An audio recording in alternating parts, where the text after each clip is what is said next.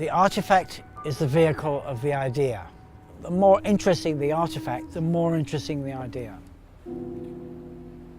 I'm not starting from an academic approach to making, say, a figure. I have a very strong image or idea, and then I find the appropriate materials to convey that idea in 3D. It's better like that. My name's Conrad Clark. I'm a sculptor, originally born in England in 1941. I started life as a painter, and I was a bit of a prodigy age 10 at school. From there, I went to art school, eventually ending up as a sculptor quite a few years later. This piece is about Miles Davis when he came to Australia in the 1980s to make a film called Dingo with the great film director Rolf de Heer. And I saw this film when I first came to Australia, and it somehow stuck in my mind. The presence of the Miles Davis figure subsumed into the landscape. So the landscape colours are going through. It's like the landscape and the music and the colour coming together around the figure of Miles Davis. It's a three-dimensional painting in a way. Making sculpture is definitely a form of projection, so there's a lot of energy in externalizing the imagery into three-dimensional form. Whereas painting is actually working from closer to your emotion in a more direct way. If I'd concentrated more on painting at an earlier age, it might have made me a much more lovable person. I'm sure I lost one of my important girlfriends in my life because it winds up, it all becomes a part of your ambition and your outgoing process that you're trying to conquer the world with your work.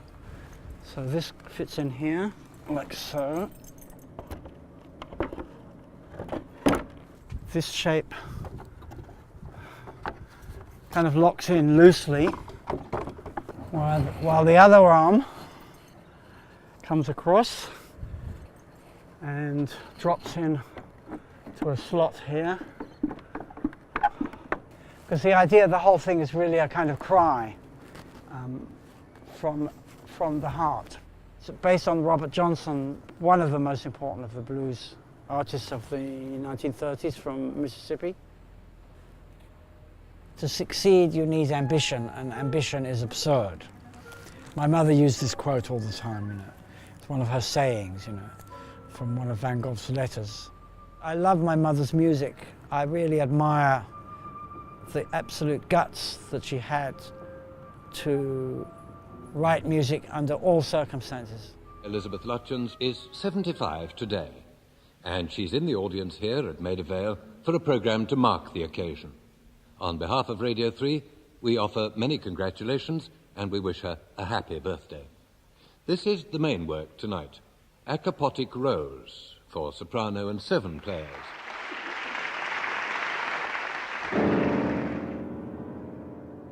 Most ancient forms of three-dimensional art, they were a part of a religious ceremony or a drama or ritual. And one of the reasons I went to India when I was very young was trying to find the way in which sculpture and performance came together.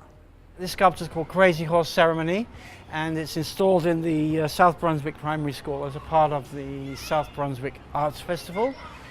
The name is related to the Indian chief who fought the Americans in the 1860s, an indigenous hero. The head part is all made of camphor laurel, and there's a bit of ebony here, and there's several types of wood throughout the sculpture.